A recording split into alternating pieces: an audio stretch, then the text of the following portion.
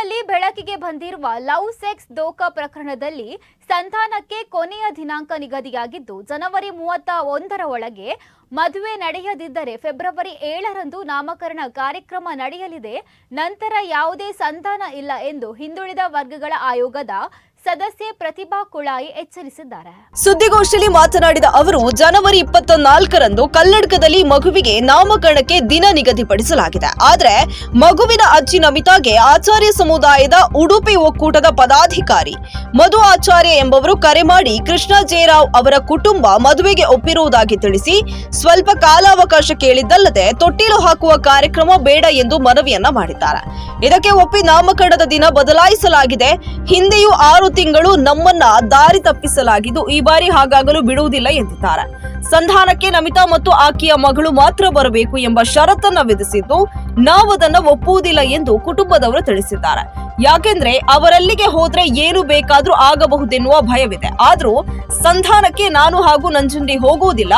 ಸಂಧಾನ ಪುತ್ತೂರು ಪೊಲೀಸ್ ಠಾಣೆಯಲ್ಲೇ ಆಗಲಿ ಅಥವಾ ಮಂಗಳೂರು ಎಸ್ಪಿ ಅವರ ಬಳಿ ನಡೆಯಲಿ ಎಂದು ಪ್ರತಿಭಾ ಬೇಡಿಕೆ ಮುಂದಿಟ್ಟಿದ್ದಾರೆ. ಕೃಷ್ಣ ಜೇರಾವ್ ಕುಟುಂಬ ಮದುವೆಗೆ ಒಪ್ಪುವುದಿಲ್ಲ ಎಂದು ಪುತ್ತೂರು ಶಾಸಕರು ಹೇಳಿದ್ದಾರೆ. ಈಗಾಗಲೇ ಈ ಪ್ರಕರಣ ನ್ಯಾಯಾಲಯದಲ್ಲಿದ್ದು ಕೇಸಿನಿಂದ ಹೊರಬರಲು ನಾಟಕ ನಡೆಯುತ್ತಿರುವ ಶಂಕೆ ಇದೆ. ಹಿಂದೆಯೂ ಮಗುವನ್ನ ಆಶ್ರಮಕ್ಕೆ ನೀಡಬೇಕು, ಕೇಸು ಹಿಂದಕ್ಕೆ ಪಡೆಯಬೇಕು, ಮದುವೆಯ ನಂತರ ವಿಚ್ಛೇದನ ಪಡೆಯುವಂತೆ ಬೇಡಿಕೆ ಇಟ್ಟಿದ್ದಾರೆ ಎಂದು ಪ್ರತಿಭಾ ಆರೋಪಿಸಿದ್ದಾರೆ. ಮದುವೆ ಕಾನೂನುಬದ್ಧವಾಗಿ ಆನ್ಲೈನ್ ಅಥವಾ ಯಾವುದೇ ರೀತಿಯಲ್ಲಾದರೂ ಈ ಪ್ರಕರಣ ಅಂತ್ಯವಾಗಬೇಕು. ಇಬ್ಬರ ತಪ್ಪಿಗೂ ಪ್ರಾಯಶ್ಚಿತವಾಗಬೇಕು. ಮದುವೆಯಾಗಿ ಒಂದಾಗದಿದ್ರೆ ಕಾನೂನು ಪ್ರಕಾರ ವಿಚ್ಛೇದನ ಪಡೆಯಲಿ. ಯಾವುದೇ ಗೋಷ್ಠಿ ಅಥವಾ ಸಭೆಗಳಿಗೆ ಹೋಗಬಾರದೆಂದು ಷರತ್ತು ವಿಧಿಸಿದ್ರಿಂದ ನಮಿತಾ ಭಾಗವಹಿಸಿಲ್ಲ ಎಂದವರು ಆ ಕುರಿತ ಪ್ರಶ್ನೆಗಳಿಗೆ ಉತ್ತರಿಸಿದ್ದಾರೆ. ಇನ್ನು ಜನವರಿ 31ರ ಒಳಗೆ ಮದುವೆ ಆಗದಿದ್ರೆ ಮುಂದಕ್ಕೆ ಸಂಧಾನವೇ ಇಲ್ಲ. ಫೆಬ್ರವರಿ 7ರಂದು ಅದ್ದೂರಿಯಾಗಿ ಮಗುವಿನ ನಾಮಕರಣ ನಡೆಯಲಿದೆ. ಜೊತೆಗೆ ಕಾನೂನಾತ್ಮಕ ಹೋರಾಟ ಮುಂದುವರಿಯಲಿದೆ ಎಂದು ಪ್ರತಿಭಾ ಎಚ್ಚರಿಸಿದ್ದಾರೆ. ಮೊನ್ನೆ ಸೋಮವಾರ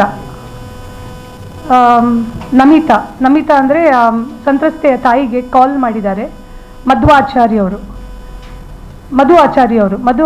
ಅವರು ಅವರ ಒಕ್ಕೂಟದ ಅಧ್ಯಕ್ಷರು ಅಥವಾ ಏನೋ ಪದಾಧಿಕಾರಿ ಆಗಿದ್ದಾರೆ. ಉಡುಪಿ ಜಿಲ್ಲೆಯ ಆಚಾರ್ಯ ಸಮುದಾಯದ ಅವರು ಸಂಧಾನಕ್ಕೆ ಬಂದಿದ್ದಾರೆ. ಅವರು ಈಗಾಗಲೇ ಹುಡುಗನ ತಂದೆ ಹತ್ರ ಮಾತಾಡಿದ್ದೇನೆ ಅಂತ ಹೇಳಿದ್ದಾರೆ. ನಮಗೆ ಅವ್ರು ಹೇಳಿದ್ದನ್ನು ನಾನು ಹೇಳ್ತಾ ಇದ್ದೇನೆ ಇವತ್ತಿಲ್ಲಿ. ಆ ಪ್ರಕಾರ ಅವರು ಮದುವೆಗೆ ಒಪ್ಪಿದ್ದಾರೆ ಅಂತ ಹೇಳಿದ್ದಾರೆ. ಮಧ್ವಾಚಾರ್ಯವರು ಒಪ್ಪಿಸಿ ಮಾಡಿಸ್ತೇನೆ, ಸ್ವಲ್ಪ ಕಾಲಾವಕಾಶ ಕೊಡಿ, ಈ ತೊಟ್ಟಿಲು ಹಾಕುವ ಕಾರ್ಯಕ್ರಮ ಮಾಡಬೇಡಿ ಅಂತ ಹೇಳಿದ್ದಾರೆ. ಇದೇ ರೀತಿ ಮೊದಲು ಸಹ ಬೇರೆಯವರು ಬಂದು ನಮಗೆ ಹೇಳಿ ನಮ್ಮನ್ನು 6 ತಿಂಗಳು ಏನು ಮಾತಾಡೋದಾಗೆ ಮಾಡಿದರು. ಬಟ್ ಈ ಸಲ ಇದಕ್ಕೆ ಅವಕಾಶ ಇಲ್ಲ.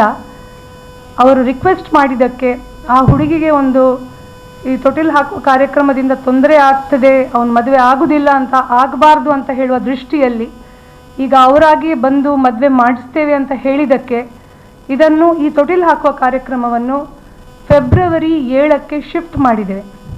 ಕಲ್ಲಡ್ಕದಲ್ಲೇ ನಡೀತದೆ. ಒಂದು ವೇಳೆ ಅವನು ಜನವರಿ 31ರ ಒಳಗೆ ಮದುವೆ ಆಗಲಿಲ್ಲ ಅಂತಾದರೆ ಅವನಿಗೆ ಜನವರಿ 31ರವರೆಗೆ ಟೈಮ್ ಕೊಟ್ಟಿದ್ದೇವೆ. ಮತ್ತು ಅವ್ರದ್ದು ತುಂಬ ಟರ್ಮ್ಸ್ ಆ್ಯಂಡ್ ಕಂಡೀಷನ್ ಇದೆ. ಯಾವ ಟರ್ಮ್ಸ್ ಆ್ಯಂಡ್ ಕಂಡೀಷನ್ಗೂ ಯಾರೂ ಒಪ್ಪುವುದಿಲ್ಲ. ನಾವಿಷ್ಟೇ ಹೇಳ್ಕೊಳ್ಳೋದು, ಅವನು ಆ ಹುಡುಗಿಯನ್ನು ಮದುವೆ ಆಗಬೇಕು.